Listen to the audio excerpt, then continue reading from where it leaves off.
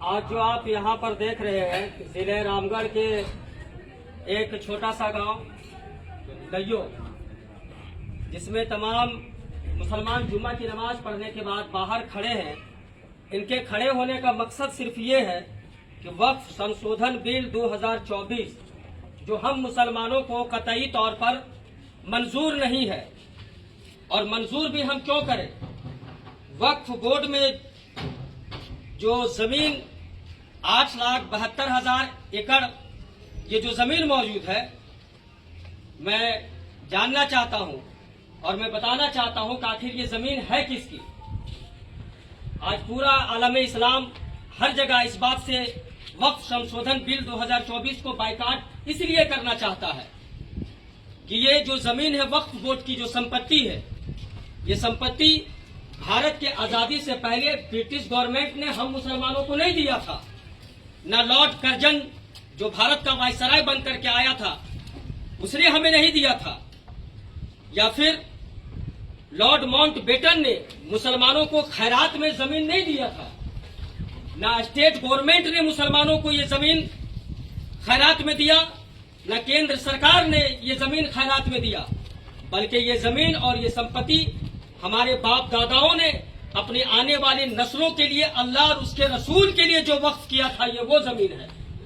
और ये जो जमीन है वक्फ शुदा जमीन जो अल्लाह और उसके रसूल के लिए वक्फ की जाती है, हमेशा उसी की होती है। और हम अपने वक्फ बोर्ड की संपत्ति में पूरा मुसलमान ये कतई बर्दाश्त नहीं कर सकता है कि हमारी जमीन में या हमारी संपत्ति में किसी की मुदाखलत हो।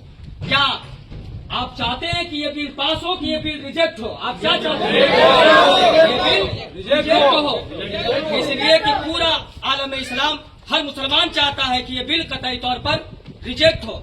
अगर इसलिए कि मुकम्मल तौर से अगर संविधान को उठाया जाए तो ये बिल जो पास किया जा रहा है, अगर देखा जाए तो आर्टिकल 14, आर्टिकल 15, आर्टिकल 25 का मुकम्मल तौर से हनन किया जा रहा है।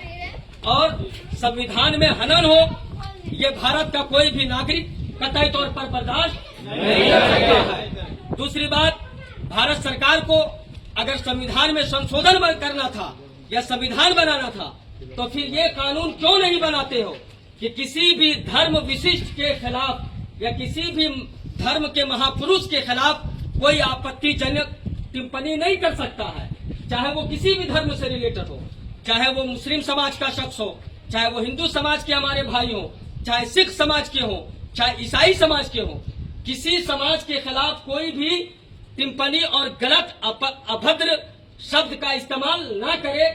सरकार ऐसी कानून क्यों नहीं बनाती है? अगर ऐसा कानून सरकार बनाती तो महाराष्ट्र की जमीन पे बैठकर गिरिराम जैसा शख्स हमारे नबी के शान में गुस्ताखी नहीं करता, मगर ऐसा कानून नहीं बनाती। सरकार ऐसा एक्ट क्यों नहीं लाती है कि जितने जो भी किसी बेटी या बहन के साथ इसमें दरी करे उसको सजाए मौत और फांसी की सजा दी जाए।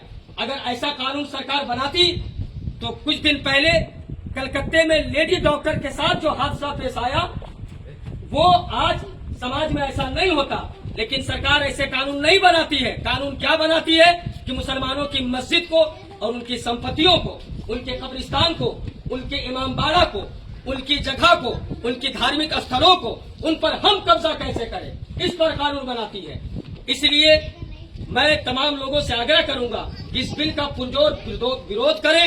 और ये जो स्कैनर इस पे लगा हुआ है, खिदमत इंसानियत फेडरेशन मुकम्मल 3 दिन से इस पर लगी हुई है, और अपने तमाम टीम के लोगों को मैं शुक्रिया अदा करना चाहता हूं और तमाम आलम इस्लाम को ये पैगाम देना चाहता हूं कि आप मुकम्मल तौर से इसका विरोध करें। आपका विरोध करना ये संवैधानिक हक और अधिकार है, और फिर इसे स्कैन करके जेपीसी को मेल करें ताकि ये बिल रुक जाए।